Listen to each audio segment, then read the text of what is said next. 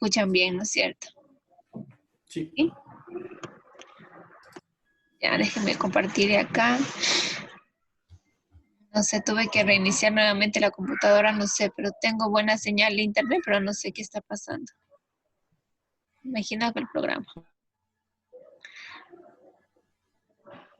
Bueno, vamos a continuar en cuanto a lo que es las patologías que están en relación con lo que es el hiperandrogenismo y por consiguiente la anovulación, ¿no? Bueno, tenemos lo que es el síndrome de ovario poliquístico que les mencionaba, que este síndrome generalmente se caracteriza por un estado de anovulación crónica, ¿sí? Esto está asociado a una esteroidogénesis anormal, que quiere decir que hay una secreción inadecuada de lo que son las gonadotrofinas en este caso. Entonces existe una relación en cuanto a una secreción que es muy, en este caso es muy prominente o está alterada en cuanto a lo que es a la LH, porque uno de los criterios para diagnosticar este síndrome existe esta diferencia que existe entre la LH y la FSH. Entonces, esta hormona, la LH, prácticamente la vamos a tener que está elevada en relación con la FSH unas 2 veces aproximadamente, ¿no? Este síndrome de lo que es ovario poliquístico también se denomina síndrome de Stein-Leventhal, ¿sí? Esto es debido a que el hombre que lo descubrió, pues prácticamente lleva este nombre en 1935 aproximadamente, ¿no? Entonces, hay que recordar un poco acerca de la historia de lo que es el síndrome de ovario poliquístico, ¿no? Aproximadamente en 1844, ¿no? Aquí tenemos que Chereo descubrió cambios escleróticos en el ovario humano. O sea, prácticamente había como especies de esclerosis o especies de grasas, él lo manifestó al nivel de los ovarios. Y esta grasa que tenía en los ovarios prácticamente dificultaba el proceso de la concepción en este caso. Acuérdense que todos estos estudios se hicieron debido a que existía problemas de infertilidad en la pareja o de esterilidad en la pareja. Entonces, debido a esto, se llegó a la conclusión o a hacer los siguientes estudios, ¿no?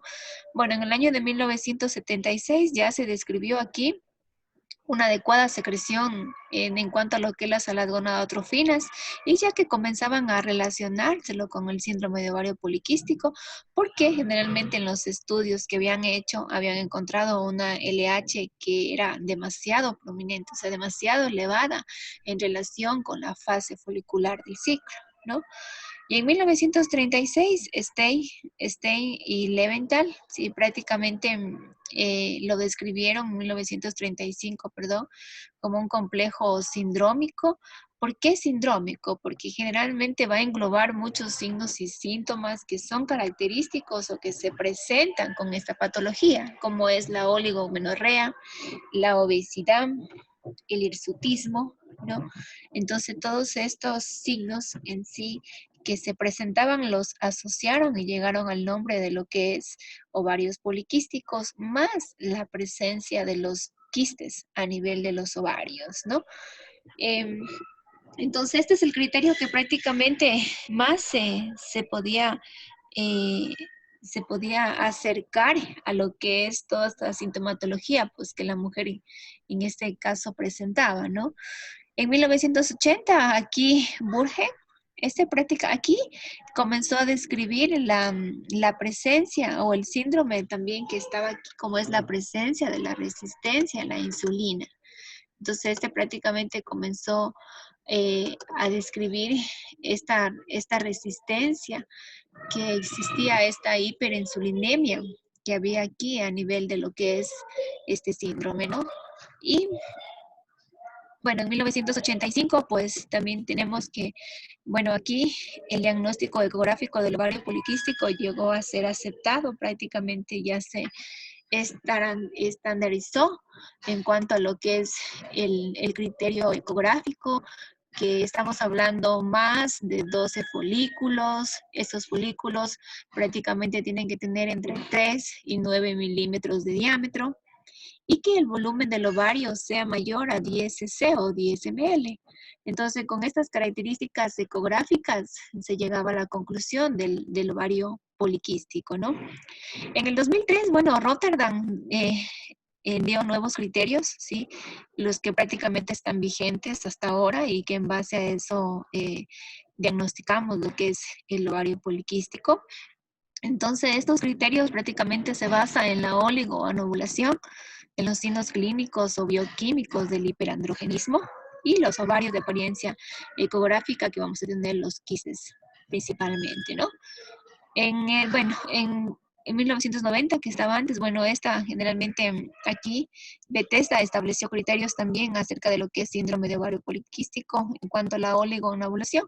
Bueno, este del 90 prácticamente es similar a lo que Rotterdam concluyó en el 2003, ¿no?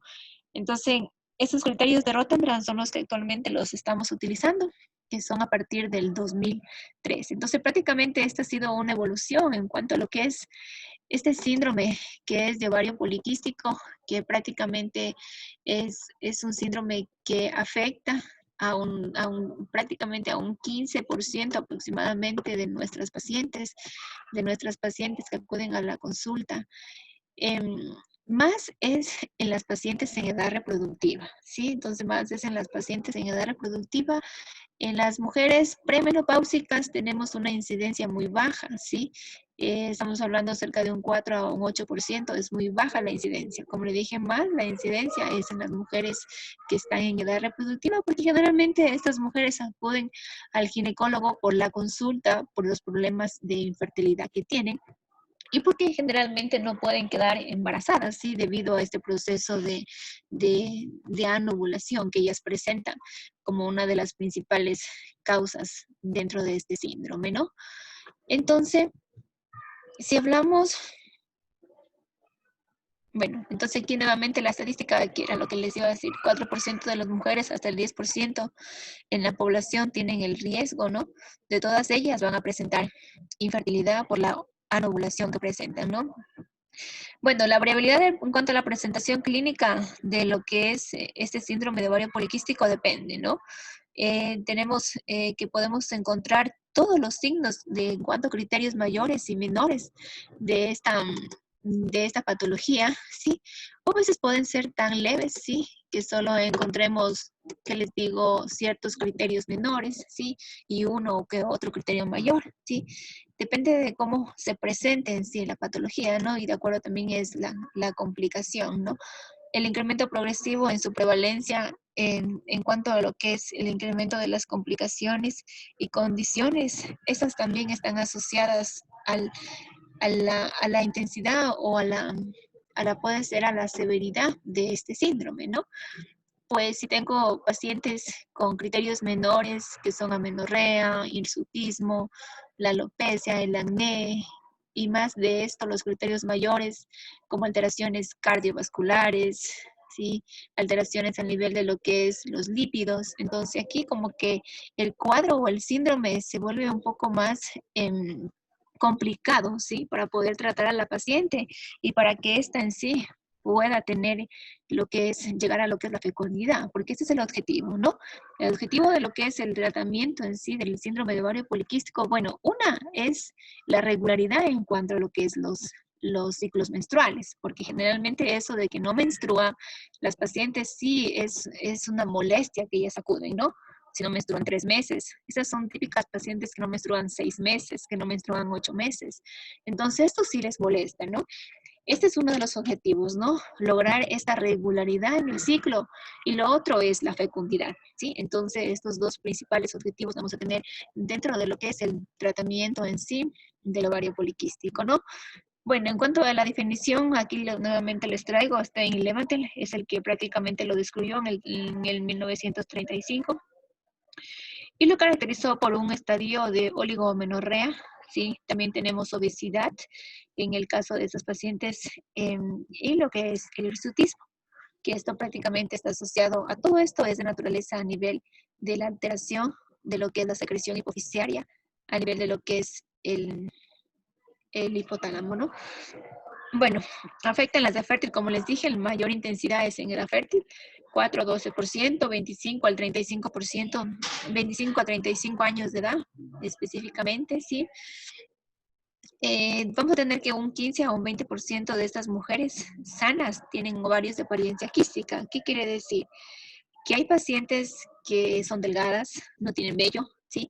Pero se hace un rastreo ecográfico y vemos la presencia de múltiples quistes, ¿sí? O puede ser que solo presenten un signo como es la menorrea, ¿no? Entonces, y los demás criterios mayores no los tengamos en este caso.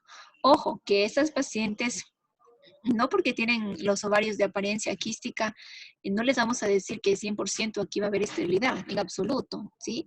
Hay pacientes que han tenido ovarios poliquísticos y vienen a los 2 o 3 meses porque estas pacientes se sienten confiadas de que prácticamente no pueden quedar embarazadas así nomás. Entonces no utilizan ningún método anticonceptivo y vienen con el embarazo, ¿sí? Entonces mucho ojo con esto, ¿sí? Entonces siempre hay que indicarles que la probabilidad del embarazo es disminuida, pero no es del 100% que no puede quedar embarazada, ¿no? Entonces saben que en medicina nada es absoluto, ¿sí?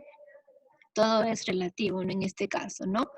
Y después vienen a culpar a usted que no se ha podido, que no se pueden quedar embarazadas. Entonces, mucho ojo con estas pacientes, ¿no? Bueno, en la raza blanca, 6.2%, sí, y en la raza negra tenemos 3.4% aproximadamente de lo que es este síndrome, la presencia, ¿no?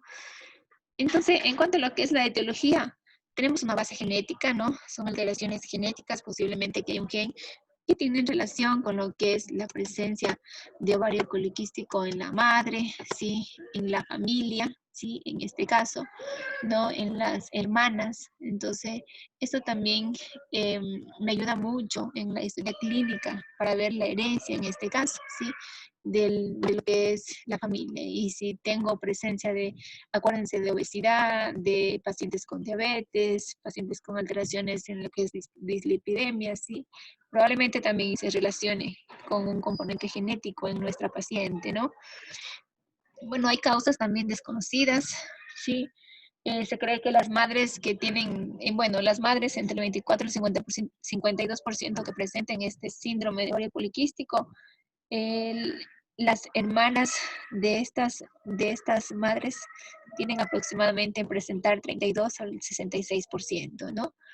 Entonces, y las hijas prácticamente también está dentro de lo que es el índice de las hermanas en un 30% aproximadamente en cuanto al componente genético en este caso, ¿no? Ahora, en cuanto a la etiopatogenia, ¿sí? Esto es más o menos lo que veíamos ayer. Acuérdense que eh, el síndrome de ovario poliquístico es la causa más habitual del hiperandrogenismo, el hirsutismo y la esterilidad, ¿sí? Por la anovulación, perdón, que existe, ¿no? Esto prácticamente no se olviden, sí, es la principal causa, ¿no? Y bueno, acuérdense que, ¿qué va a pasar? Existe una secreción inadecuada de lo que son las gonadotrofinas, principalmente a nivel de lo que son los pulsos, ¿no? Estos pulsos, existe una alteración inadecuada, lo que va a hacer que exista una mayor secreción de lo que es esta hormona liberadora de gonadotrofinas. A su vez, también existe una alteración en cuanto a lo que es las hormonas a nivel de lo que son las gónadas, en este caso la luteinizante y la folículo estimulante, de tal manera que vamos a tener una gran cantidad de estas hormonas, pero con la característica de la elevación de la LH en este caso, ¿sí? Debido a este aumento en cuanto a los pulsos de esto, ¿no? Entonces, esta es una de las principales causas que es a nivel de lo que es hipofisiaria, se puede decir, ¿sí? Lo que estábamos hablando ayer. Otra causa también es a nivel de lo que es la suprarrenal, ¿sí? Lo que es el aumento en cuanto a la 17 hidroxiprogesterona, ¿sí? O cuando existe una alteración en cuanto a la secreción. Y esta también se asocia con lo que es la resistencia, aquí en este caso lo que es a la insulina, ¿sí? Por esta regulación anormal. Acuérdense que cuando existe una resistencia a la insulina, que existe un aumento en cuanto a lo que es la insulina, En el hígado sí existe una disminución en cuanto a la proteína transportadora de andrógenos. ¿Se acuerdan de la SBHG? ¿Sí? Entonces aquí a nivel del hígado, cuando existe esta resistencia a la insulina, existe una disminución de la producción de esta proteína. Y cuando disminuía esta proteína, pues teníamos el aumento de lo que son los andrógenos libres en este caso. Y estos son los andrógenos que me producían lo que es el hirsutismo y los demás signos de la paciente, ¿no? Y en el ovario, pues, ¿qué hace esta resistencia a la insulina? ¿Qué hace en el ovario? Inhibe, acuérdense, esta insulina inhibe lo que es el crecimiento de estos folículos, ¿sí? De tal manera que va a ser una disminución en cuanto a lo que es la aromatización de estos estrógenos a nivel de lo que es la teca. Entonces, no va a haber la presencia de estrógenos por la aromatización, sino que tenemos gran cantidad de andrógenos a nivel de la teca, ¿no? Y a nivel de lo que es hipófisis, pues esta insulina en sí es responsable del aumento directo de lo que es la LH, ¿no? Entonces, todo esto sí prácticamente contribuye a lo que es el síndrome de ovario poliquístico, en este caso, ¿no? ¿Sí me escuchan bien?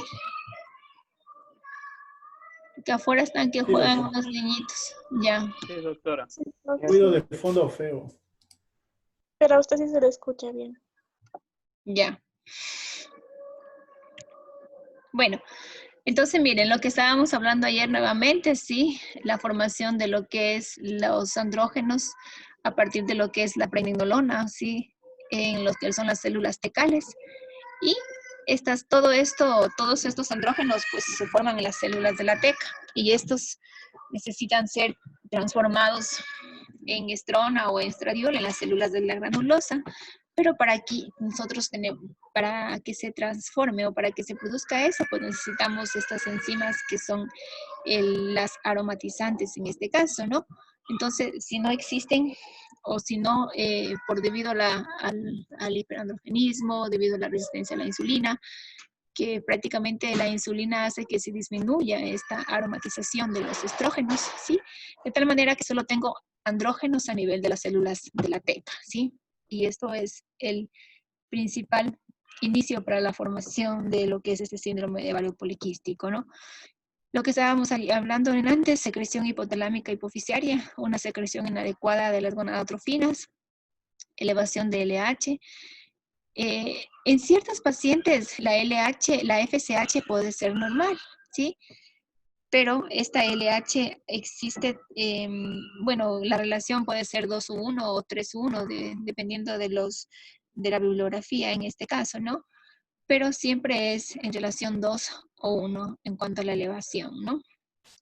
Y lo que es la hiperpulsabilidad de lo que es la LH en la fase folicular, esto me va a hacer, ¿qué me va a hacer esto? Que me exista una maduración prematura en cuanto a lo que es el ovocito y puede ser que estas pacientes fecunden, ¿sí? Pero debido a esta prematura en cuanto a lo que es la maduración folicular, aquí vuelta no vamos a tener suficiente progesterona para que pueda sustentar el embarazo. Entonces vamos a tener un cuerpo lúteo insuficiente, de tal manera que pueda hacer que la gestación que se está iniciando termine en un aborto, ¿sí? Entonces todo eso también tenemos que ver con estas pacientes que tienen síndrome de ovario poliquístico, que casi ellas pueden ser que presenten un aborto temprano, menos de lo que son las 12 semanas de edad gestacional, ¿sí? Debido a un cuerpo lúteo insuficiente. Bueno, aquí nuevamente hablamos de la hiperpulsabilidad de lo que es la GnRH, ¿sí? El hiperandrogenismo que existe, ¿sí? Acuérdense que todo esto prácticamente existe un defecto en cuanto a la sensibilidad hipotalámica, ¿sí? Para lo que es el control en cuanto a lo que es la progesterona. Acuérdense que cuando nosotros hacemos estas pacientes, lo primero que tenemos cuando ocurre una paciente con síndrome de ovario poliquístico, y si ya tiene una vida fértil, una vida sexual activa, se puede decir, y que bueno, existe el antecedente de la infertilidad, lo que necesitamos saber es si esta paciente está también ovulando, ¿sí? Entonces tendremos que hacer el conteo de progesterona o tenemos que hacer una prueba de progesterona para ver si en verdad está ovulando, porque como les digo, la mayoría de estas pacientes, si tienen un síndrome de ovario poliquístico, son diagnosticados por ecografía puede hacer que se ovulen, porque hemos tenido casos de pacientes embarazadas, ¿sí? No con todos los criterios mayores, ni todos los criterios menores, pero sí con solo los ovarios con quistes, ¿no? Entonces, por todo eso también tenemos que hacer esta prueba en este caso, ¿no? Bueno, otra vez puede ser que existan anomalías a través del sistema nervioso central y esas anomalías pues se produzcan en unas alteraciones a nivel de lo que son la secreción de las hormonas esteroideas en este caso, ¿no? La otra causa que ya la vimos ayer en cuanto a lo que es el hiperandrogenismo es el aumento de lo que es la dehidroandosterona sulfato, ¿sí? Que acuérdense que esta prácticamente es un metabolito que tiene 300 veces de acción que la testosterona, ¿sí? Y entonces esta sí produce alteraciones de hiperandrogenismo. Y en los tejidos periféricos tenemos el aumento en cuanto a la función de esta alfa-5 reductasa, ¿sí? Entonces de tal manera que tenemos la presencia de gran cantidad de 5-alfa de hidrotestosterona a nivel periférico por este aumento en cuanto a lo que es la secreción de esta 5-alfa reductasa. Y también tenemos aquí la hiperprolactinemia, ¿sí? Entonces, acuérdense que la hiperprolactinemia se presenta en el ovario poliquístico cerca del 20 al 30% de casos, ¿sí? No siempre la vamos a tener asociada, pero en algunas pacientes sí. De tal manera que una de las pruebas también que es parte de este control, cuando queremos diagnosticar, pedimos prolactina, ¿no? Dentro de las hormonas, una de las hormonas que no deberíamos olvidarnos es la prolactina, ¿sí? Siempre la pedimos en este caso. Bueno, y pueden haber alteraciones a nivel del sistema nervioso central o a nivel de la vía dopaminérgica, que existe el aumento en cuanto a la secreción de esta prolactina en este caso. ¿Y por qué la hago la prolactina? Porque acuérdense que siempre la prolactina va a estar elevada en las pacientes que no están ovulando, ¿sí? Entonces, de tal manera, ahí también tenemos que comenzar a tratar esta hiperprolactinemia, el síndrome ovario poliquístico, ¿sí? Entonces, todo eso para ver si queremos que se produzca una gestación en nuestras gestantes, ¿no? Entonces, ¿qué va a pasar con lo que es con todo este crecimiento de los folículos? Acuérdense que había el crecimiento folicular, ¿sí? El crecimiento folicular en cuanto a lo que es al inicio de la fase folicular temprana. Este síndrome de ovario poliquístico se caracteriza porque existe una atresia, ¿sí? Exagerada de estos folículos, ¿sí? Eso también es otro de los principales problemas que se pueden presentar en esta paciente, ¿sí? De tal manera que los produce la atresia y los folículos que son reclutados o el resto de folículos prácticamente aquí ya se comienza a hacer una hiperplasia del estroma, se comienzan a hacer un poco más grandes, ¿sí? Y prácticamente alrededor del ovario se produce como una esclerosis, ¿sí? Es casi lo que mencionaba el que recién lo descubrió en el año el que más o menos lo relacionó en el año de 1920, sí, que prácticamente mencionaba que era una corteza de esclerosis que tenía alrededor del ovario, ¿sí? Entonces, cuando tenemos todo esto, va a existir una disminución en cuanto a la actividad pues, de la aromatasa, ¿sí? Y por lo tanto vamos a tener concentraciones de FSH baja, ¿sí? Y acuérdense que, ¿qué me hacía la FSH a nivel del ciclo folicular? ¿Se acuerdan qué me hacía? Permitía la conversión de los andrógenos a estrógenos a través de la aromatasa. Ya, entonces generalmente esta me ayudaba, ¿sí? A producir también esta aromatización. Pues si tenemos concentraciones bajas de esta, pues vamos a tener problemas en estos procesos de aromatización, ¿sí? Y acuérdense que también teníamos que tener un pico de lo que es estos estrógenos para que comience a actuar lo que es la maduración folicular a base de lo que es la folículo estimulante, pero tampoco lo tenemos porque solo este colesterol a nivel de la teca solo se queda en testosterona, ¿no?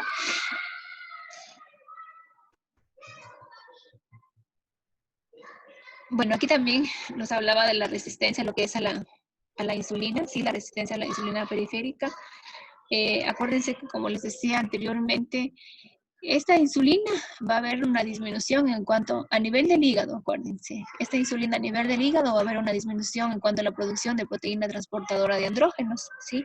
Y por lo tanto va a permitir que exista gran cantidad de testosterona libre en este caso, ¿no? Bueno, esta es más o menos lo que vamos a encontrar en cuanto, este es uno de lo que es característico, de lo que vamos a encontrar en cuanto a lo que es el ovario poliquístico, ¿no? Aquí inicialmente existe un aumento en cuanto a la frecuencia de los pulsos, ¿sí? De GnRH. Entonces, estos pulsos de GnRH prácticamente me hacen que exista un aumento de LH. La FSH puede estar normal o puede estar baja, ¿sí? Esto es en relación en estas pacientes, ¿no? Puede estar normal o puede estar baja, pero la mayoría de las veces la vamos a encontrar baja, ¿no? De tal manera vamos a tener aumento de lo que es androstenediona y testosterona, ¿sí? Y también vamos a tener una disminución de lo que es la hormona ligadora a hormonas sexuales, ¿sí? Y acuérdense que aquí también podemos tener una cierta conversión de un metabolito que es menos potente, que es la estrona en este caso, ¿no? Y bueno, si tenemos testosterona libre, sí, tenemos la presencia de lo que es el hirsutismo en este caso de las pacientes. Ahora, ¿cómo vamos a tener? Acuérdense que en cuanto a lo que es las alteraciones del síndrome de ovario poliquístico, bueno, prácticamente las podemos concentrar en tres. Primero, la disfunción neuroendocrina, ¿sí? Que prácticamente es por la hipersecreción de LH. Luego, el trastorno metabólico, que es resistente, la resistencia a la insulina o la hiperinsulinemia que pueden presentar nuestras pacientes. Y el tercero son las alteraciones a nivel de lo que es la esteroidogénesis y la foliculogénesis ovárica, ¿sí? Entonces, prácticamente estos tres tipos de alteraciones que se relacionan entre sí y que a veces puede hacer que nosotros creamos que es lo mismo, pero es diferente, ¿no? Entonces, en base a estos tres tipos de alteraciones, vamos a tener una serie de síntomas y signos que pueden llegarnos nosotros, que nos pueden ayudar para lo que es el diagnóstico del síndrome de ovario poliquístico, ¿no? Ahora, acuérdense que cuando estamos hablando de disfunción menstrual, aquí hay que tener dos cosas muy claras. Los signos de la disfunción menstrual y los del hiperandrogenismo, ¿ya? Entonces, cuando estamos hablando de la disfunción menstrual, ¿a qué me refiero? ¿A qué me refiero?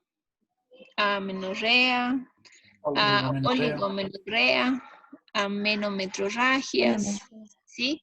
Entonces, ahí me refiero, cuando digo disfunción menstrual, me refiero a esto. Y cuando me refiero al hiperandrogenismo, pues me refiero al hirsutismo, me refiero al acné, me refiero a, ¿qué más? A la alopecia que puede presentar, ¿sí? Entonces, primero hay que ser bien claros en los signos y síntomas que uno va a encontrar en la paciente con síndrome de ovario poliquístico, ¿no? Y después, bueno, vamos a agrupar todo esto en criterios menores y criterios mayores para llegar a lo que es al diagnóstico en este sí, ¿no? Entonces, una de las complicaciones, o uno de las complicaciones, se puede decir, que podemos tener aquí o que las pacientes pueden tener es lo que es la obesidad, ¿sí? O puede presentarse dentro de las manifestaciones clínicas la obesidad en un 50% de nuestras pacientes, ¿sí? Y después, como les dije aquí, hay que diferenciar entre disfunción menstrual, que están ahí, anovulación, oligomenorrea, ¿sí? También puede haber una menometrorragia, ¿sí? Esto es la disfunción menstrual. Y todos estos de acá, el hirsutismo, el acné, es el hiperandrogenismo, ¿sí? ¿Que podemos tenerlos los dos en el síndrome ovario poliquístico? Sí, lo podemos tener, ¿sí? De diferente presentación, ¿no? Podemos tener un hirsutismo leve, un hirsutismo moderado, ¿sí? O también podemos llegar a tener un hirsutismo grave en este caso, que lleve a la paciente a los signos de virilización, ¿no?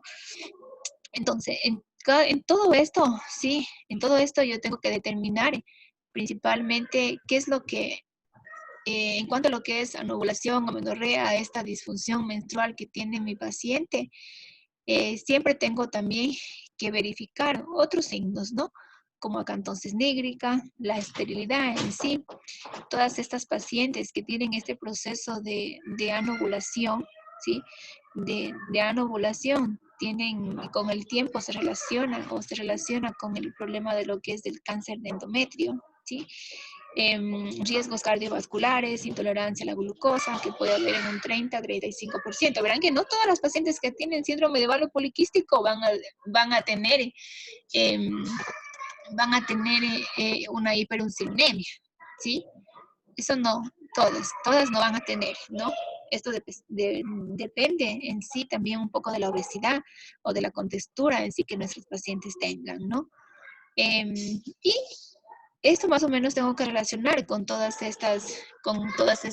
esta disfunción menstrual, ¿no? Y en el hiperandrogenismo, pues también tengo que ver, relacionar otros signos como diabetes, ¿sí? Hipertensión, pacientes con alteración de triglicéridos, alteraciones de colesterol, de LDH, de HDL, y también tengo que ver signos de infarto a miocardio, pero ya en casos extremadamente, cuando estamos hablando de hiperandrogenismo, que puede ser en este caso muy complicado, ¿no? Puedo relacionarlo, ¿no? Entonces, todo esto tengo que tener presente en el momento de lo que son el diagnóstico de mi paciente, ¿no? Bueno, o también pueden tener en cuenta las manifestaciones clínicas, como acné, anovulación, metrorragia, pérdida en cuanto a lo que es las pérdidas recurrentes. Cuando yo tengo una paciente que ha abortado 2 veces, ha abortado 3 veces, entonces aquí probablemente yo tengo que pensar que también puede tener un síndrome de ovario poliquístico. ¿Por qué? O puede ser que esta paciente se embarazó por se embarazó aquí porque existía lo que es, a nivel de lo que es la ovulación, como que se alteró el proceso de la ovulación, ¿no? Entonces, por eso quedó embarazada. Pero si quedó embarazada, acuérdense que porque existe esta alteración, yo no voy a tener la presencia de progesterona adecuada para que sustente el embarazo. Entonces, de tal manera que resultan las pérdidas tempranas, ¿no? Alteraciones del sueño, la presencia de hirsutismo o de alopecia. Puedo tener manifestaciones endocrinas, como les decía, el hiperandrogenismo, el aumento del LH, el hiperestrogenemia también, o la hiperprolactinemia. Y las metabólicas, podemos tener insulino resistente, la obesidad, dislipidemias, son pacientes que tienen glucemia alterada. A veces tenemos que hacer una prueba de la tolerancia a la glucosa en estas pacientes, dependiendo también del peso, ¿no? Y para diagnosticar, pues tenemos criterios que son menores y criterios mayores, ¿no? Entonces, dentro de esos criterios menores, ¿qué tengo? La amenorrea, tengo la menstruación irregular, oligomenorrea, el hirsutismo clínico, ¿sí? El acné, la obesidad y la alopecia, ¿no? Dentro de los que van a encontrar ustedes, de estos, los que más tenemos en todas las pacientes que vemos a diario, pues tenemos oligomenorrea, ¿sí? Oligomenorrea y lo que es la menorrea. Y la menorrea se caracteriza por tiempos prolongados. Y esto, como les dije al inicio, estamos hablando de 3 meses, de 6 meses, de 8 meses. E incluso hay pacientes que tienen 2 años de menorrea, ¿sí? Y entonces esto sí les preocupa, ¿no? Entonces lo que vamos a tener es amenorrea, oligomenorrea, el hirsutismo, que es clínico, que es muy leve, y el acné, ¿sí? Entonces en nuestros pacientes eso es lo que encontramos con más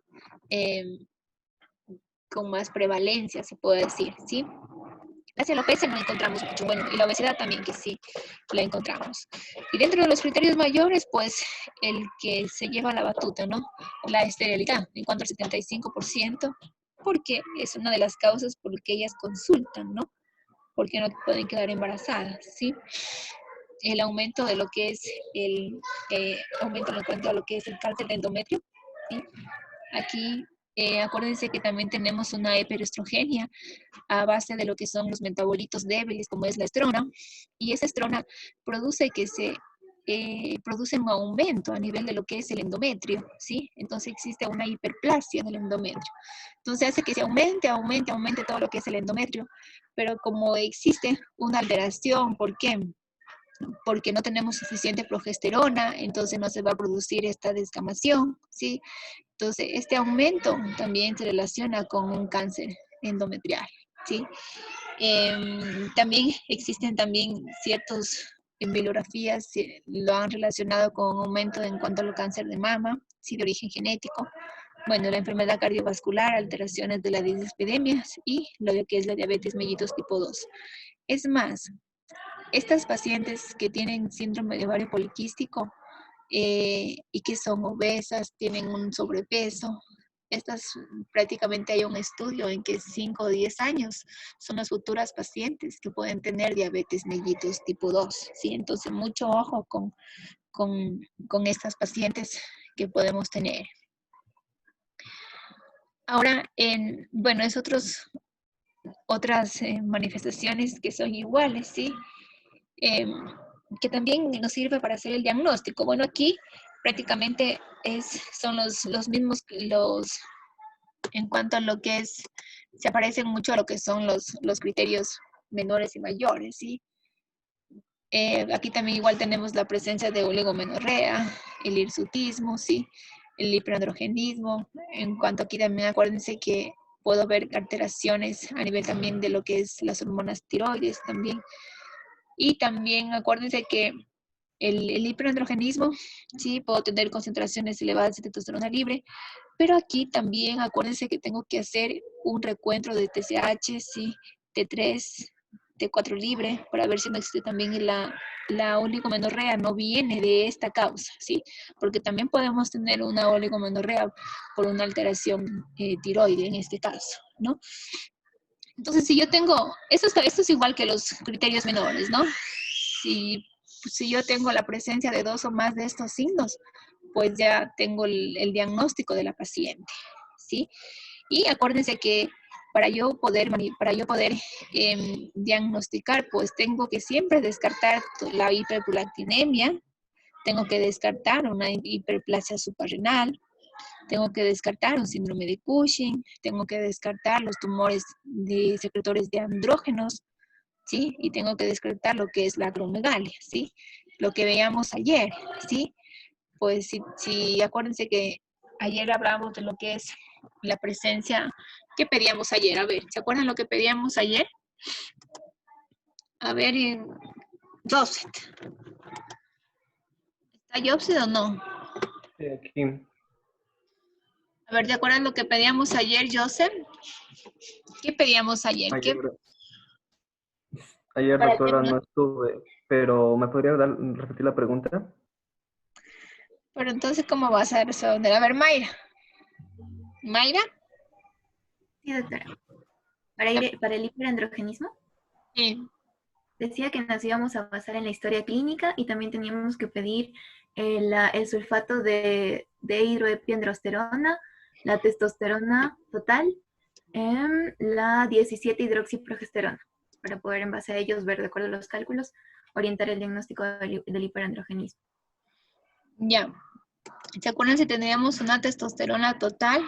Si esta era menor a 200 nanogramos sobre ml, ¿sí?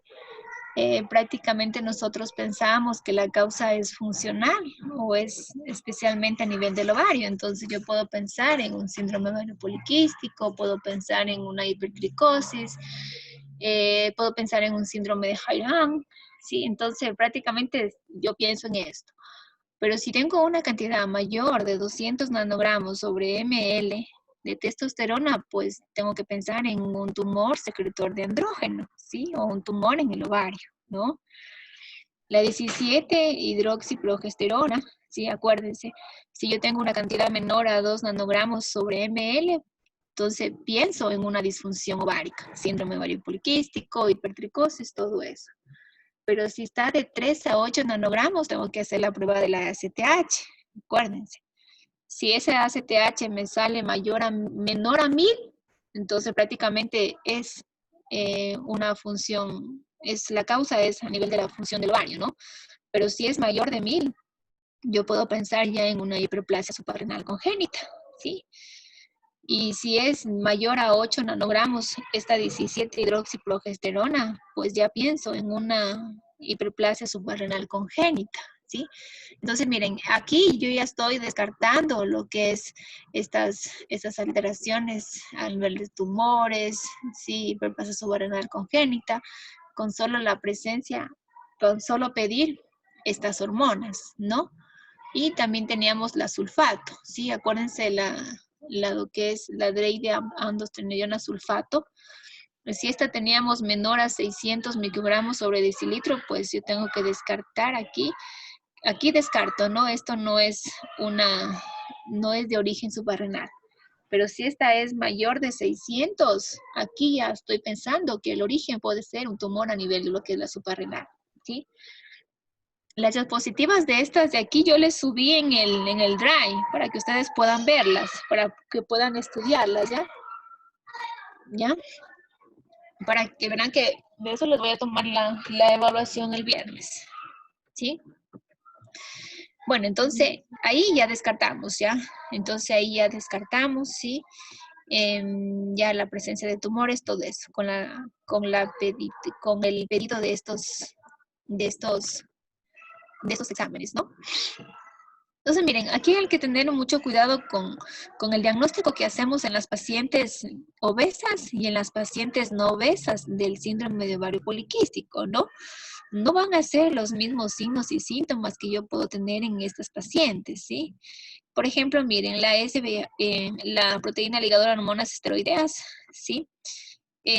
Puede ser que en las obesas la tenga disminuida, pero en las no obesas esta puede ser normal, ¿sí? O puede ser levemente disminuida, ¿sí?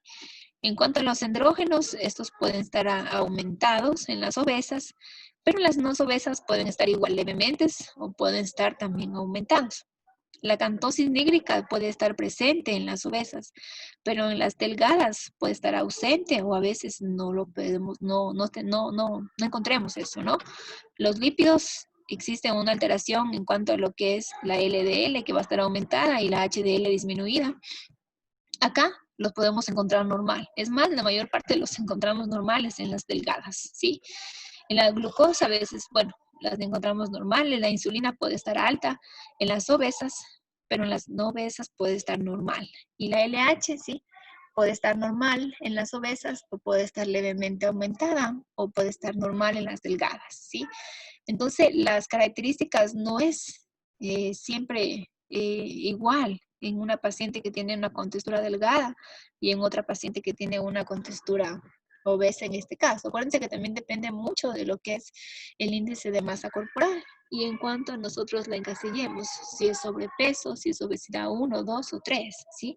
Una de las principales tratamientos para lo que es el ovario poliquístico es, lo primero es el ejercicio, ¿sí? Primero tenemos que mandarle a hacer ejercicio a la paciente, pero sabemos que aquí la mayoría de nuestros pacientes no lo hace, ¿sí? Entonces tenemos que ayudarle con los anticonceptivos orales. Pero el tratamiento de elección, aquí sería lo que es el ejercicio físico, en este caso, ¿sí?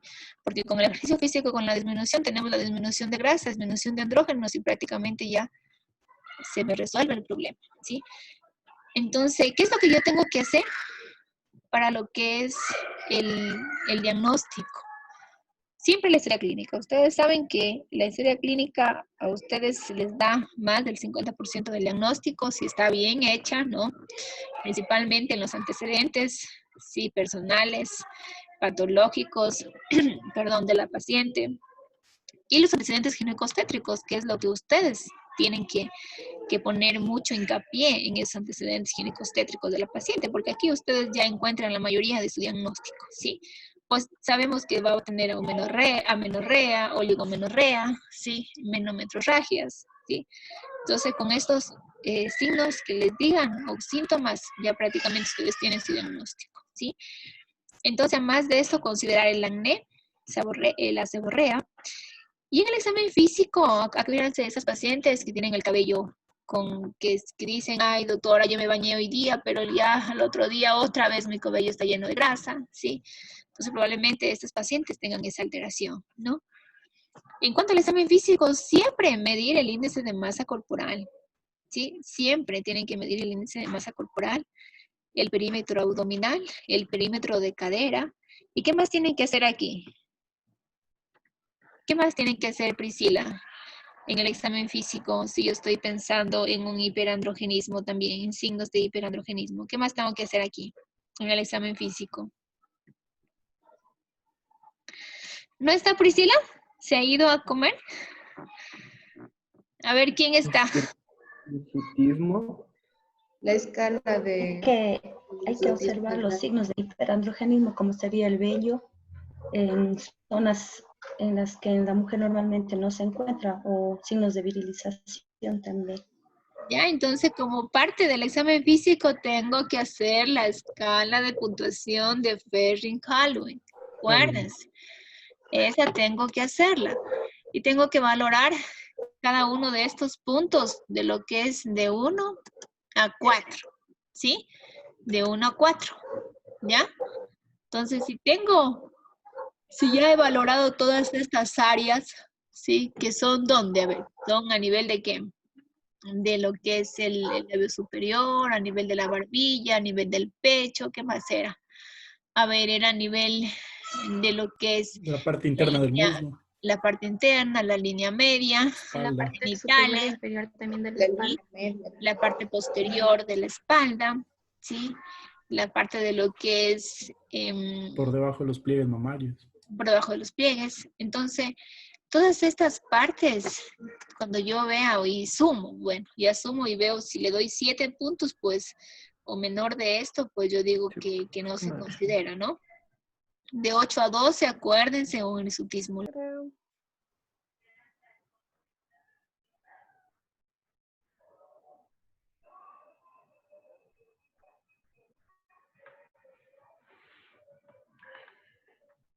Bueno, ahorita sí no sé qué le pasa al internet, que está peor que antes. Bueno, entonces se les decía que también tengo que ver lo que es la escala, ¿no? Esta escala como parte del examen físico de la paciente que yo le voy a hacer, ¿sí? Entonces la mido, la peso, le cojo el perímetro abdominal, el perímetro de cadera y le hago esta escala, ¿sí? Entonces eso tengo que hacer, ¿no? Para valorarla a la paciente, pero en verdad si tiene un hirsutismo o no tiene, ¿sí? Esos son unos criterios diagnósticos. Así también con la historia del síndrome ovario poliquístico, también durante muchos años se han realizado muchos consensos para llegar a acuerdos en cuanto a los criterios diagnósticos, ¿no? Aquí tenemos que esta fundación de lo que es NID en el 1990, ella consideró estos criterios: hiperandrogenismo, ¿sí? National. ¿Hola? ¿Sí me escuchan? Sí, Doc. Sí, sí, lo escuchamos. Bueno, consideró la oligoovulación, anovulación, perdón, y la exclusión de otras causas de hiperandrogenismo, ¿sí? Entonces ya prácticamente en 1990 teníamos estos criterios diagnósticos, ¿sí? Estos criterios diagnósticos. Y en el 2003, pues ya Rotterdam, ¿sí? Prácticamente en varios consensos llegó a lo que es la oligoanovulación. Los signos clínicos y bioquímicos del hiperandrogenismo, ¿sí? Como el acné, el hirsutismo, la alopecia y la presencia de ovarios poliquísticos, ¿sí? Esto es a nivel de lo que es ecografía, ¿sí? Entonces, si teníamos a la... Aquí tenemos, a ver, estos también son en el 2006, ¿sí? Estos son los de 2006 de lo que es la sociedad de lo que es de andrógenos, ¿sí? Esta sociedad prácticamente en el 2006 se refirió a estos criterios, ¿sí? Que prácticamente se relacionan con los de Rotterdam, pero que aquí, bueno, aquí hablaba más nos orientamos con los criterios de Rotterdam, porque aquí se relaciona con los signos de hiperandrogenismo, ya sea clínico o subclínico, ¿sí? Por eso es lo que prácticamente diagnosticamos con este, ¿no? Entonces el diagnóstico en sí es la oligomenorrea o anovulación. que también puede haber amenorrea, el hiperandrogenismo clínico o bioquímico, lo que les decía, y el síndrome de ovario y los ovarios poliquísticos a nivel de la ecografía. Entonces, si tenemos 2 de estos 3, ya tenemos nuestro diagnóstico, ¿sí? Ahora, entonces, ¿qué vamos a pedir nosotros? ¿Qué vamos a pedir en estas pacientes? Acuérdense que tenemos aquí, es un síndrome, ¿no? Aquí tenemos causas, como les decía, alteraciones menstruales y alteraciones a nivel de lo que es hiperandrogenismo. Entonces tenemos que ver qué le vamos a pedir a esta paciente. Si nos llega, pues, ¿qué nosotros pedimos? A ver, vamos con Mayra. ¿Mayra? ¿Mayra? Ya, doctora. Ay, no, ya Sí, te aquí puse Mayra a ti. No. A ver, ¿Carlos?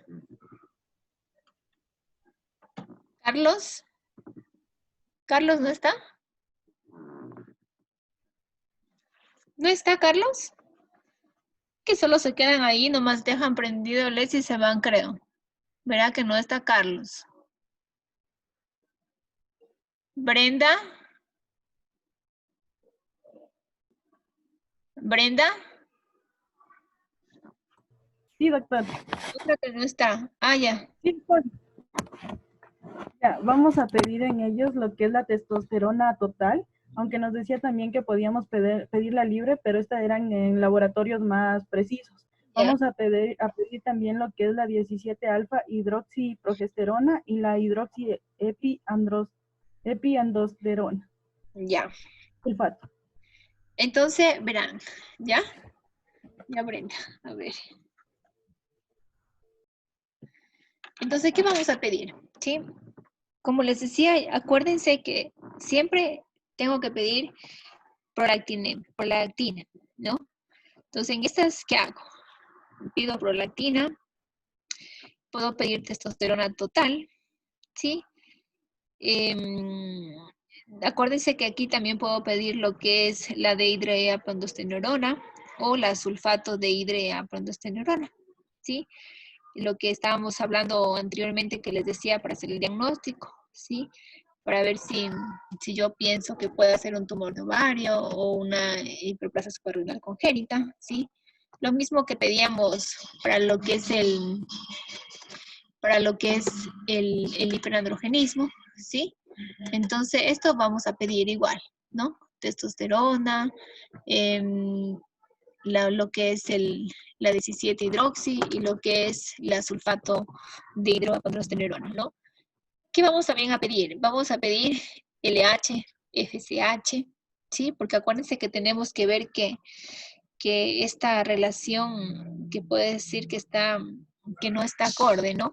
En cuanto a lo que es el aumento de LH, ¿sí? A la FSH, ¿sí? Podemos tener una relación de 2:1 en este caso, aumentada como 2 veces más la LH sobre la FSH, ¿ya? Entonces, en estas, prácticamente si pedimos estas, ya nosotros tenemos el resultado, ¿sí? Y también, ¿qué también podemos pedir aquí en estas pacientes? A ver, Santiago. También se podría pedir glucosa en sangre. Ya, ¿qué para más? La insulina también. Ya, la insulina. El test de tolerancia a la glucosa.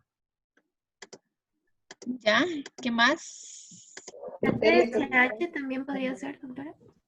Las hormonas tiroides, TSH, T3 y T4 libre. ¿Qué más? 17 hidroxiprogesterona. Ya la que dijimos, ¿qué más? El índice de estrógenos libres. Colesterol. Y triglicéridos. Cortisol y ACTH también. Ya, pero verán, acuérdense que tenemos que hacer, verán que estos exámenes hormonales cuestan un dineral. ¿Sí se han hecho ustedes un examen hormonal? No. Entonces tenemos que ver que, acuérdense que ahora estamos en pandemia. Hasta que ustedes lleguen a ser médicos, igual vamos a estar creo que en pandemia. Pero hay que ver la manera de ver qué es lo que más nos puede ayudar para el diagnóstico en este caso. A ver, Clever.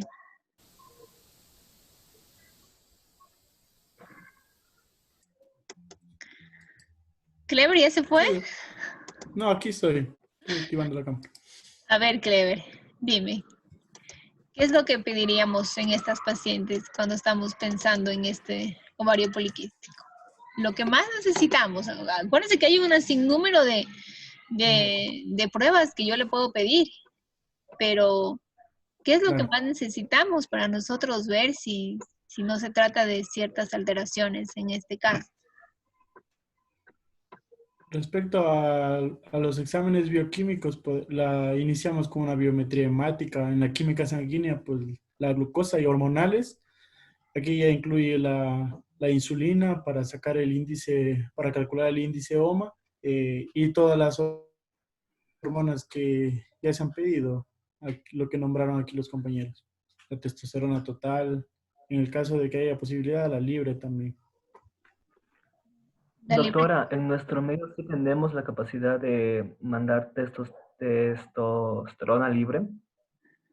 Testosterona libre, como les decía, esa les demora una semana la testosterona y esa prueba les cuesta cerca de $10 de testosterona libre.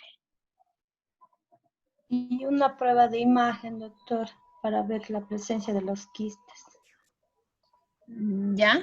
¿Alguien más?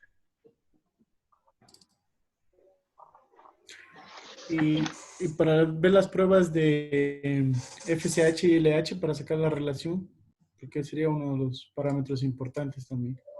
Ya. Entonces verán. Bueno, generalmente iniciamos, bueno, como les dije, hay un sinnúmero de pruebas que la bibliografía nos dice, pero también acuérdense que depende de nuestra paciente. Depende de nuestra paciente si es obesa, si tiene un índice de masa corporal de 30, de 25, o si esta paciente tiene antecedentes familiares de diabetes mellitus, de embarazo gestacional con diabetes. Entonces, todo eso va a depender de lo que nosotros vayamos a pedir, ¿ya?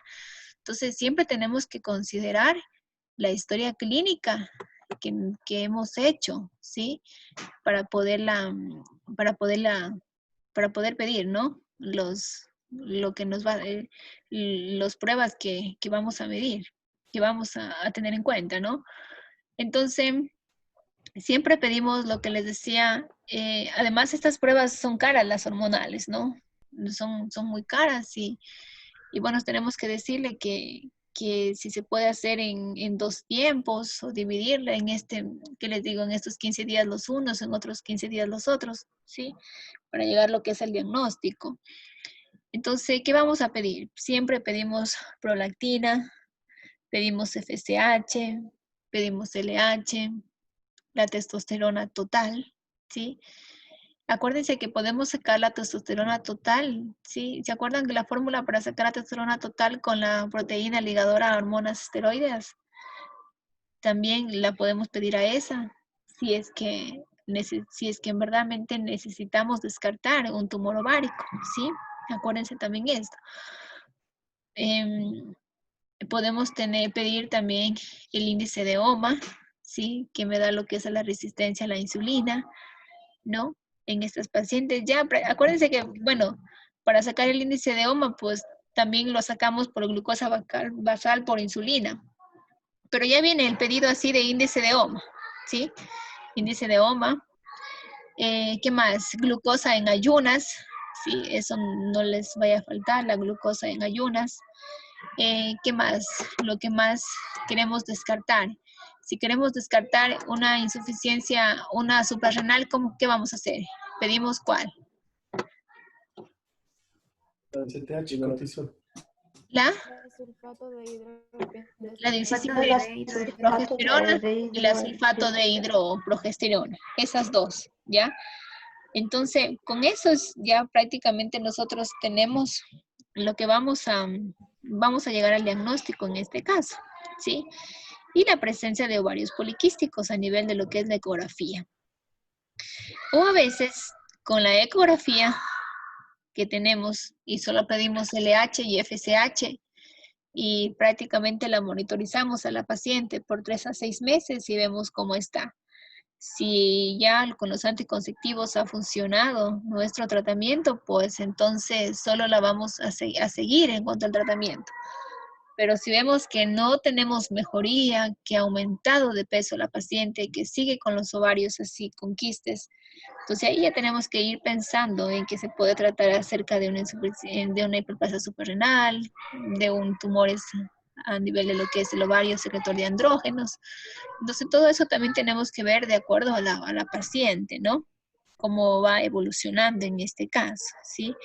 Pero le digo que la mayoría de pacientes que ya se instaura un tratamiento para ovario poliquístico, sí vamos a tener resultados, ¿no? Ahora, no a todas les voy a dar metformina, acuérdense, porque si tengo una paciente delgada, que prácticamente tengo valores normales de índice de mama, ¿para qué le voy a dar metformina? ¿Sí? Entonces, solo voy a tratarla con lo que es los anticonceptivos orales, ¿sí? A esa paciente. Entonces, a ella tengo que tratarla solo con eso. Salvo si tengo alterado el índice de OMA, pues doy lo que es metformina en este caso, porque sé que hay una resistencia a la insulina en mi paciente, ¿no? No a todas les voy a dar metformina, mira. Entonces, mire, aquí tenemos una serie, ¿no? Entonces, bueno, acuérdense, si tengo también, si yo veo que la paciente es obesa, le pido perfil lipídico. Pero si la veo que es delgadita y que tanta cosa que sé que no va a alterarse eso, pues ahí, ¿no?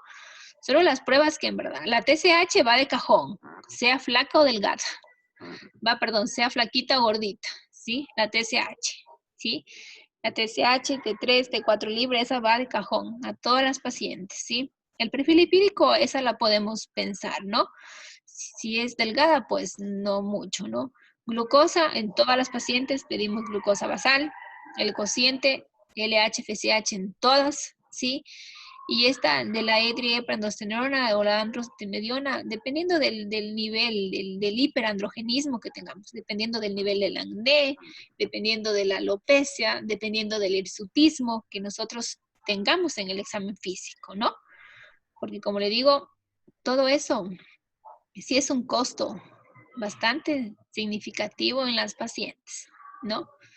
Entonces, con esto ya nosotros podemos tener, bueno, esto es igual, ¿no? Entonces, miren, y la ecografía, ¿no? La ecografía, Doctora, mande, ¿no se escucha? en pacientes que utilizan, sí, doctora, en pacientes que utilizan anticonceptivos orales, ¿podemos enviar al laboratorio los niveles de testosterona o debemos esperar o debemos decir a la paciente que debe dejar de utilizarlos? Pero que la paciente que está utilizando como anticonceptivo para la planificación familiar,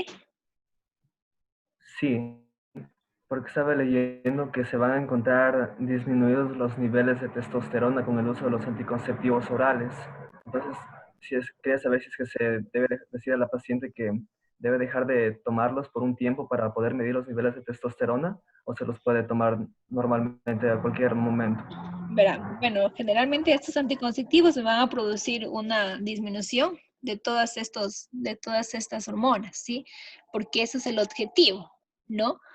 Entonces, casi no hemos tenido, o sea, casi esto como que no tenemos muchas pacientes que están tomando anticonceptivos como cuidado de planificación y de repente se han dado cuenta que tienen síndrome de ovario poliquístico, ¿no?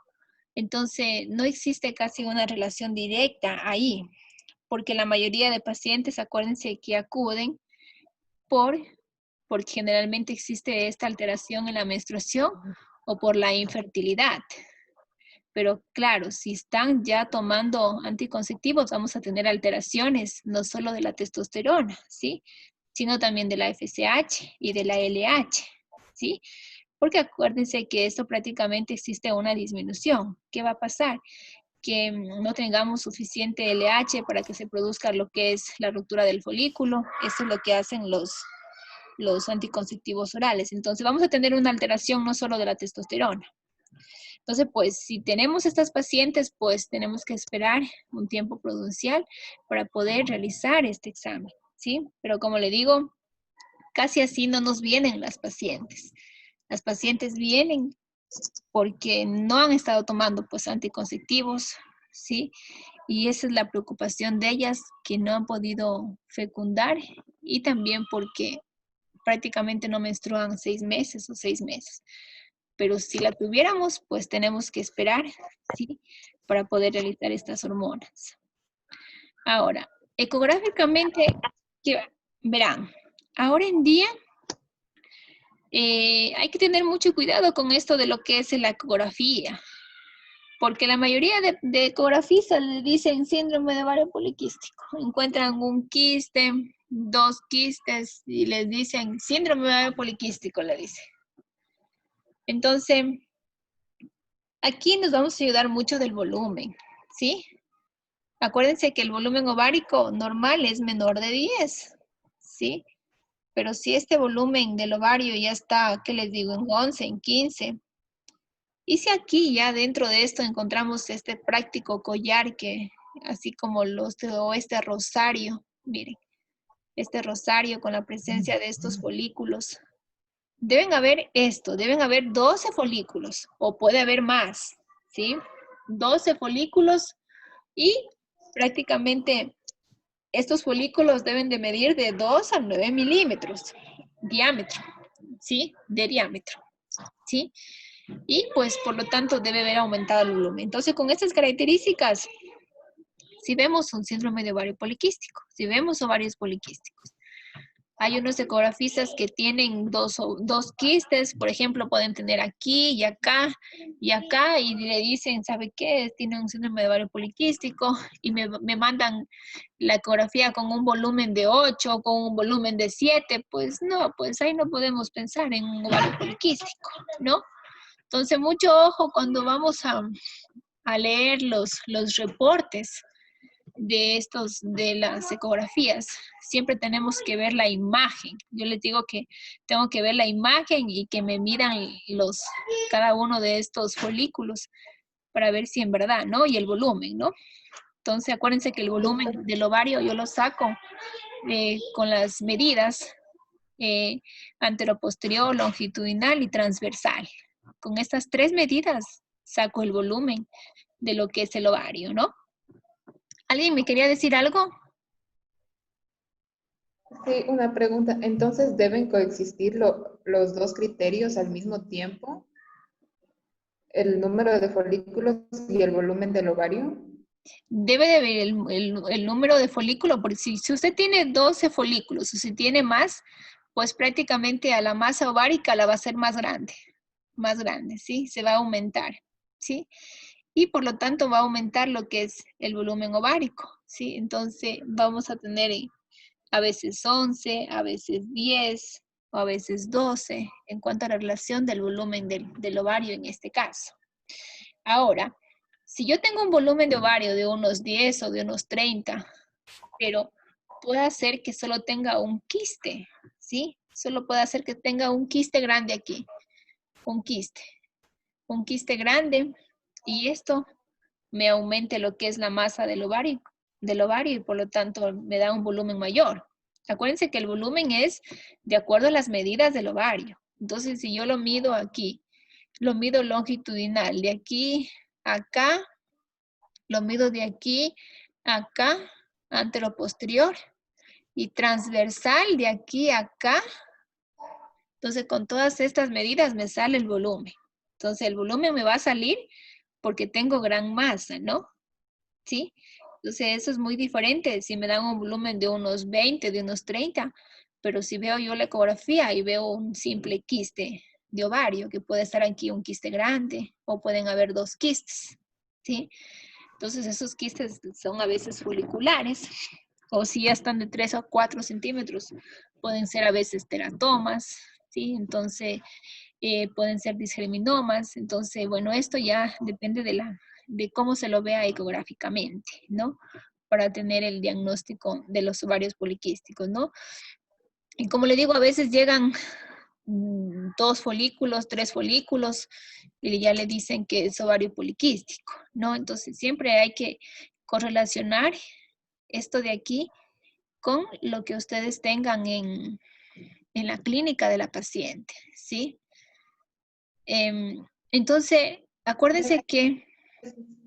¿Alguien me iba a decir algo?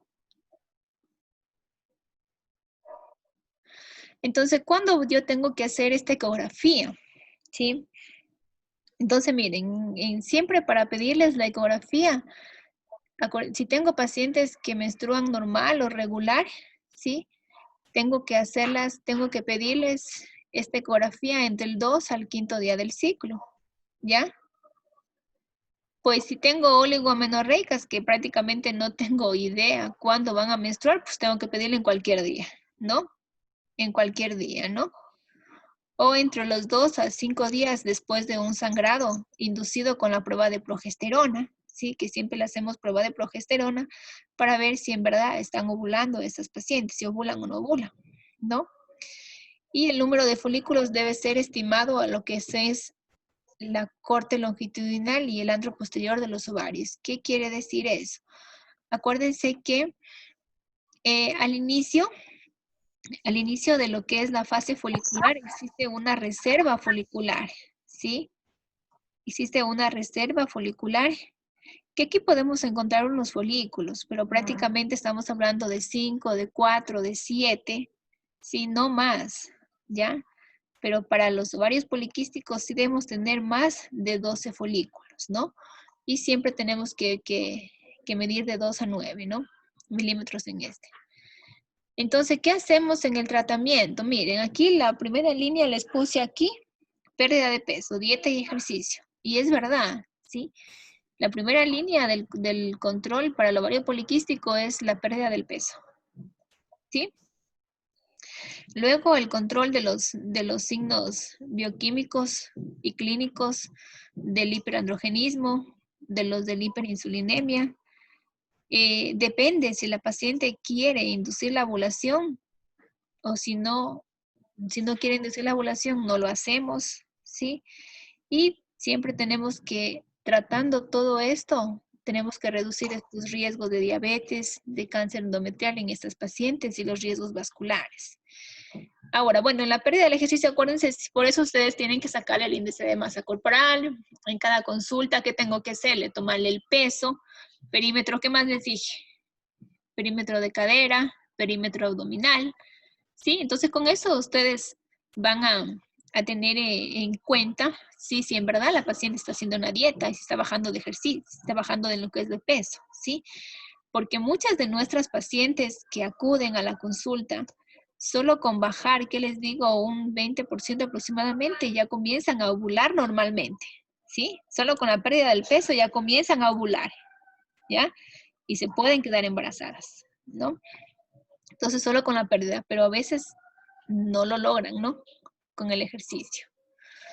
Entonces, para el tratamiento, bueno, tengo anticonceptivos orales, tengo solo progestágenos, ¿sí? Que son prácticamente lo que vamos a utilizar, ¿sí? Podemos utilizar la progesterona en aquellas pacientes que tienen ciclos regulares, ¿sí? Porque acuérdense que no todas van a ser amenorreicas, porque siempre voy a tener unas pacientes que van a tener oligoamenorrea, ¿sí? Oligoamenorrea, ¿no? Entonces, siempre tengo que contarles los días del ciclo a estas pacientes y aproximadamente desde el día 15 al 25 doy progesterona, 300 miligramos diarios, ¿sí? Al día. O también puedo dar medroxiprogesterona en dosis de 10 a 20 miligramos. La progesterona es la progesterona micronizada, que viene en 300, ¿no? Y la medroxiprogesterona es de 10 a 20 miligramos, igual, en los mismos días del ciclo, ¿ya?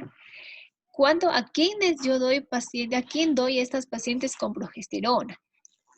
Aquellas pacientes que tengo una imagen de ovarios poliquísticos, pero que tienen ciclos que son regulares, se puede decir, ¿ya? Pero yo doy la progesterona por si acaso la posibilidad del embarazo, ¿sí? Para que este embarazo no se me vaya a venir y no se me vaya a abortar tempranamente, ¿no? A estas pacientes voy a dar progesterona, ¿sí? ¿Qué otro tengo? Tengo un sinnúmero de anticonceptivos orales combinados. Ya me van a decir ustedes cuáles, ¿no? Tengo ciproterona, ¿sí? Tengo también lo que son los progestágenos que tienen acción de lo que es la ciproterona, lo que veamos ayer. Podemos dar antiandrógenos. ¿Cuándo doy antiandrógenos? ¿Cuándo doy antiandrógenos? En estas pacientes, cuando tengo un hirsutismo moderado, ¿sí? Cuando ustedes ven un hirsutismo moderado a severo, ahí yo tengo que dar anticonceptivos orales más espirolactona, que puede ser 100 miligramos diarios, ¿sí? Acuérdense que esto siempre hacemos el control en 3 a 6 meses aproximadamente, ¿no? Entonces, ahí doy en estas pacientes, ¿no? ¿Cuál es el... A ver, ¿quién está por ahí? A ver... ¿Andrea? ¿Andrea está? ¿Andrea? No, sí, doctora. ¿Dónde está Andrea? No te veo. ¿Andrea Cho? Ya. Sí, ¿Ya? aquí. ¿Ahí me ve? Ya, Andrea. A ver, entonces, Ya. en cuanto a lo que son los anticonceptivos orales, con preferencia de los antiandrógenos, ¿sí? ¿Cuáles vamos a utilizar aquí? En cuanto a los anticonceptivos orales, Sí. ya, nos mencionaba que podíamos utilizar el etinilestradiol junto con el ácido, la ciproterona. Podemos utilizarlos en una dosis de el etinilestradiol de unos 0.03 miligramos, junto con la ciproterona en una dosis de 2 miligramos. Teníamos que tener en cuenta que la ciproterona la podemos utilizar a partir del 5 al 9 de la fase folicular. ¿Cuál? También teníamos que tener en cuenta la ciproterona. ¿Ya? Y también teníamos que tener en cuenta que la ciproterona iba a estar en ciertos casos contraindicada. ¿Ya? Por ejemplo, nos mencionaba que iba a estar contraindicada en pacientes que tenían alguna disfunción hepática o también en pacientes que tengan sangrado anómalo o irregular que no esté asociado o una amenorrea que no esté asociada a un síndrome de ovario poliquístico. Eso. Ya. Entonces, bueno, acuérdense que los anticonceptivos orales, como les decía ayer, tenemos en diferentes dosis.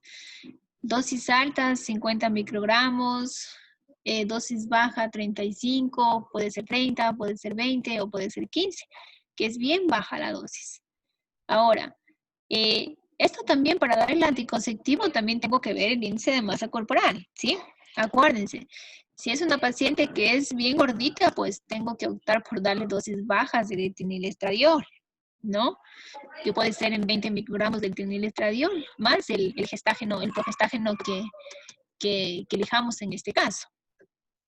Como les dije, la ciproterona es un excelente antiprogestágeno que tiene también acciones antiandrógenas, pero no debo utilizarlas más de 6 meses por alteraciones hepáticas, ¿sí? Que pueden haber, ¿sí? Otra, la que la podemos utilizar es el dienogés, ¿sí? El dienogés prácticamente es un derivado de lo que es la norestesterona, ¿sí? Prácticamente tiene características antiandrógenas. ¿Qué me va a hacer? Me va a inhibir lo que es relativamente la secreción de las gonadotrofinas, ¿sí? La actividad antiandrógena está catalogada aproximadamente en un 40% de este dienogés, ¿sí? Y prácticamente este es un medicamento que también lo puedo utilizar por largo tiempo, ¿ya? El Dienogés sí lo puedo utilizar por largo tiempo. No es igual que la ciprotirona, ¿sí?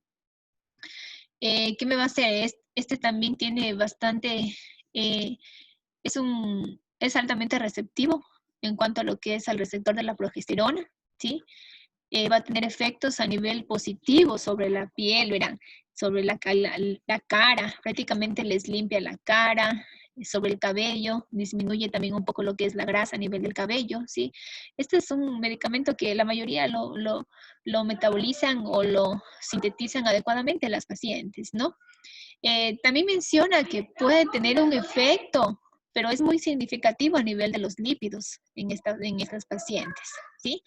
Entonces, este Dienogés también, bueno, hay otras literaturas que mencionan que también interviene en lo que es un poco en la que es la reducción del peso, o puede que lo mantenga el peso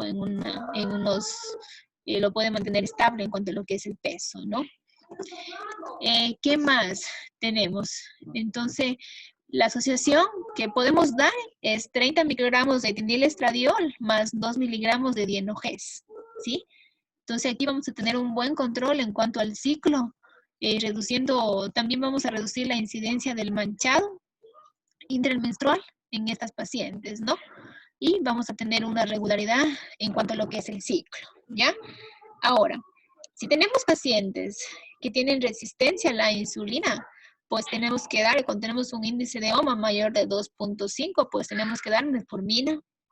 Como les dije, hay ciertos, en este caso, hay ciertos, como les digo, para iniciar la metformina, hay un sinnúmero en cuanto a lo que es, se puede decir, para iniciar el tratamiento, ¿no?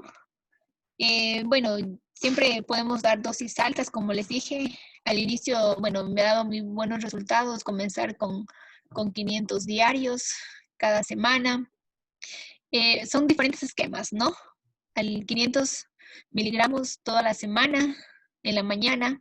La otra semana ya aumento los 500 miligramos en la tarde, que sería cada 12 horas. Y la otra tercera semana, pues ya aumento cada 8 horas, ¿sí? Entonces, este esquema, y con eso disminuyo los efectos adversos también que puede dar la metformina. Y ya a la cuarta semana, ya inicio una dosis alta que es de 850 miligramos cada 12 horas, siquiera por 3 a 6 meses, ¿sí? De lo que es de metformina, ¿no?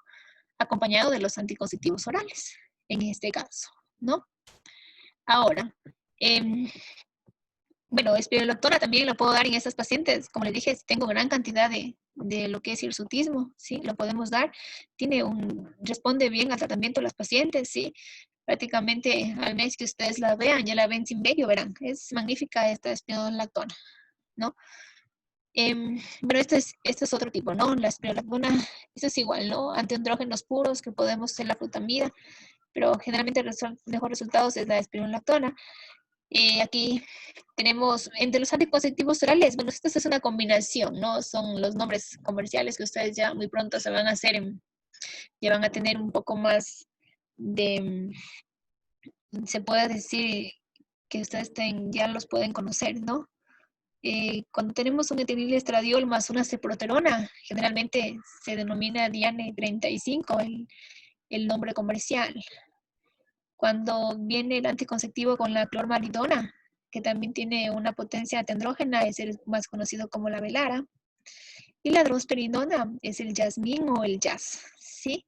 El Ceracet solo es progestágenos en este caso, ¿sí? Bueno, la metformina aquí está, ¿no? Entonces, el tratamiento, como les dije, disminución de peso, una dieta, el ejercicio y tratamiento farmacológico solo cuando existe una resistencia a la insulina, ¿sí? Entonces, con el anticonceptivo oral, con un antiandrógeno que puede ser espironolactona, o también con lo que es la metformina, van a tener excelentes resultados, ¿sí? En estas pacientes. Ahora, a ver quién, déjame ver la nota. A ver, ¿Wagner? Sí, dígame. A ver, Wagner, ¿qué hago con esta paciente si quiere quedar embarazada? Solo debemos de tratar más el hirsutismo, perdón, el hiperandrogenismo, y ahí los anticonceptivos orales, se debe dar no se los debe de administrar. A ver, Doctora, Clever.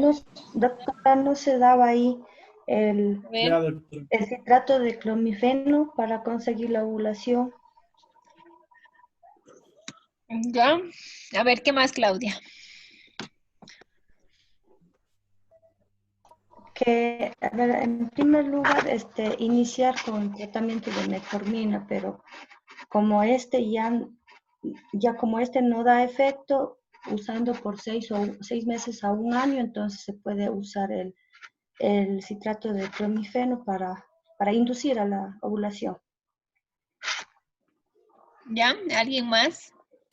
Ya, Sí, ahí doctor. decía que el citrato de... Podemos utilizar en pacientes que quieren quedar embarazadas el citrato de clomifeno. Este lo podemos utilizar en dosis de 50 miligramos al día durante 5 días durante el tercer día del ciclo menstrual. Eso es como, bueno, si la paciente obviamente dependerá por lo que llegue. En primera instancia el tratamiento será que pierda peso, ¿sí? Disminuye su índice de masa corporal.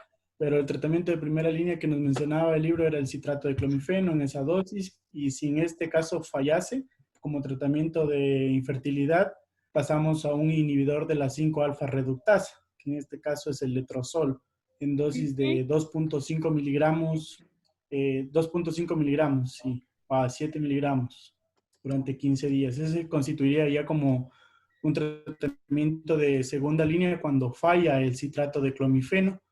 Y otro tratamiento sería ahí también administrar las agonistas de la gonadotrofinas.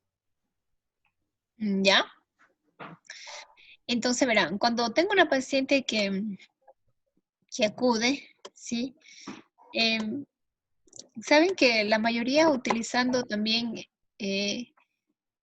solo podemos utilizar, en estas pacientes, podemos utilizar pues citrato de clomifeno, ¿no?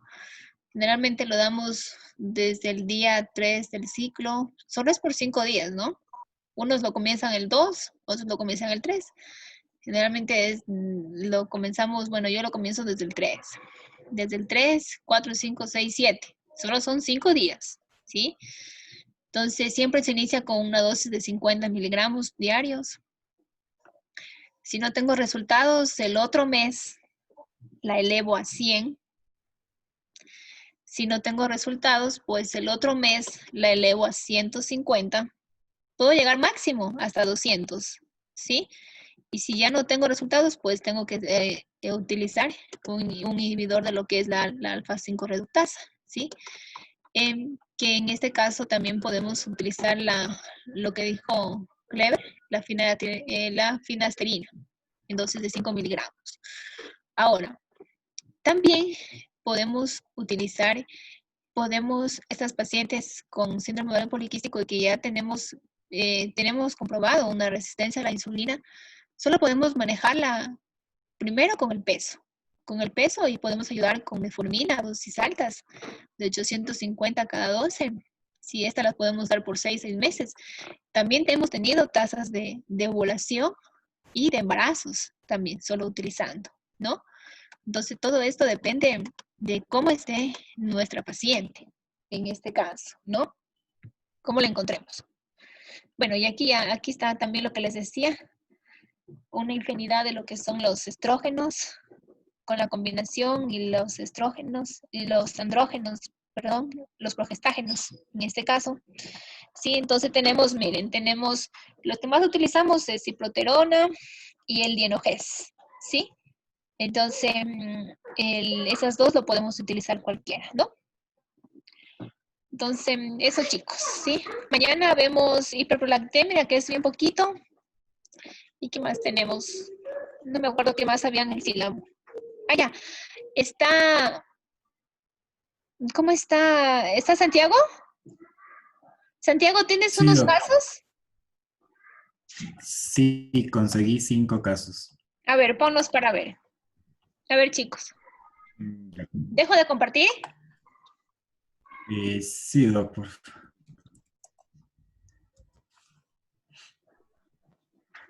A ver, vamos. Tengo una pregunta. A ver. ¿En qué caso se hace el drilling ovárico? En el drilling ovárico se hace cuando no tenemos resultados. Ay, aquí las imágenes.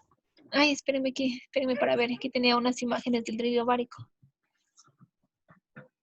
Cuando no tenemos resultados en cuanto al tratamiento médico, ya son pacientes que están 1 año, 2 años con tratamiento médico y no tenemos un adecuado, no conseguimos ni la ovulación, ni tampoco conseguimos lo que es el embarazo. Entonces, en esas pacientes sí hacemos lo que es el drilling laparoscópico, ¿sí? Entonces, se basa en una cirugía, en una laparoscopía, ¿no? Aquí se destruye el tejido ovárico, ¿sí? Como que se hace unos huequitos, se destruye el tejido ovárico, ¿sí? Con eso hemos tenido mejor tasa. Se destruye lo que es el tejido ovárico y sale lo que es el agüita, sale como el agua dentro de los quistes. Y sí se ha descrito siquiera un 80% de la ovulación, verán, ¿sí?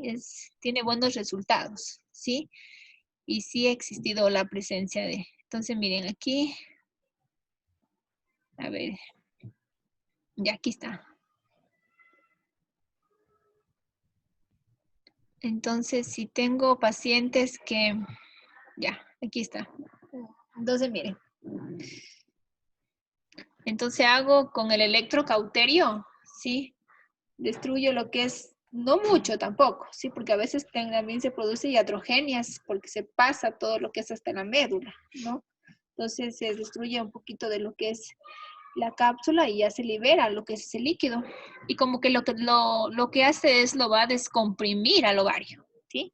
Lo va a descomprimir y con eso ya disminuyen los quistes y ahí sí se ha logrado obtener lo que es la ovulación. En esos casos vamos a hacer el drilling laparoscópico, ¿sí? También se puede hacer el drilling en una laparotomía, pero generalmente es mucha, ¿cómo les digo? Es una incisión que prácticamente es igual que les digo que una cesárea, estamos hablando de unos 5 centímetros. Y bueno, y la recuperación es un poco más, me va a tener un poco más tiempo, ¿no? En relación con el drilling laparoscópico, ¿no? Pero sí se opta solo por ser el drilling ovárico laparoscópico. A ver, déjeme ver, aquí tenía otras cosas. ¿Ya tienes listo? Ahí es el esquema del ácido. ¿Ya? Sí, Doc, ya tengo listo para compartir. A ver, Santiago. Ya. Tienen que, chicos, ingresar igual a Kahoot.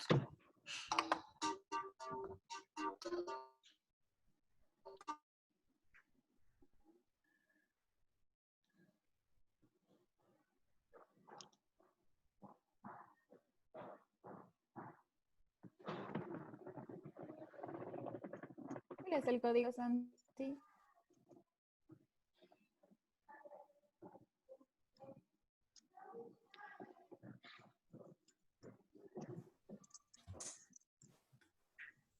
¿Compartir el código ya? Mami,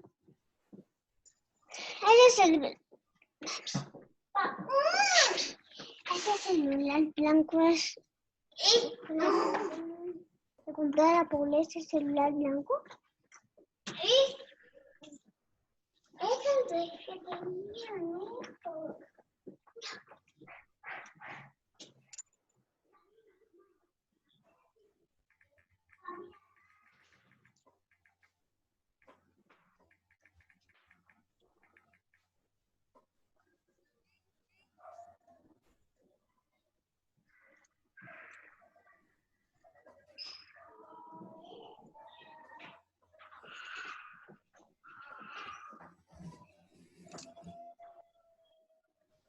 ¿Ya entraron?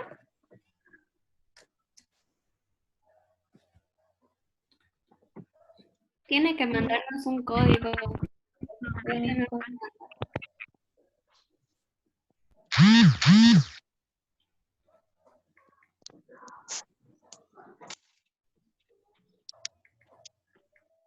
Doc, dice Sandy si le puedes aceptar a la reunión que se salió. Ah, ¿se salió? Pero no tengo nadie que me está...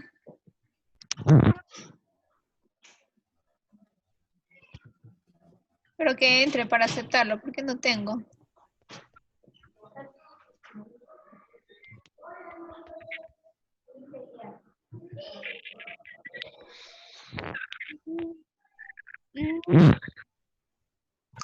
No me está pidiendo.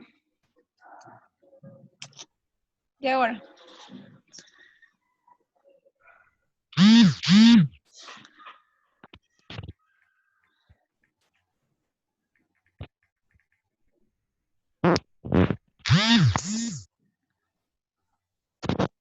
¿Santi?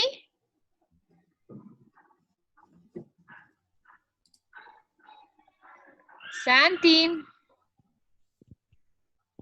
¿Sí está? No, dice que no puede volver a ingresar. Pero porque no puedo volver, pero si no me está pidiendo. No tengo nadie aquí. ¿Qué le pasa? Dice que usted lo ha sacado. Yo lo Lo ha saqué. eliminado, dice. Usted lo ha eliminado de la reunión. Le sale, usted no puede volver a unirse a esta reunión porque fue eliminada previamente por el anfitrión. ¿Sí? No, mentira. ¿Qué? ¿En serio? ¿Y cómo lo Pero eliminé? anfitrión sale que eres Clever. Anfitrión sale que eres tú, Clever.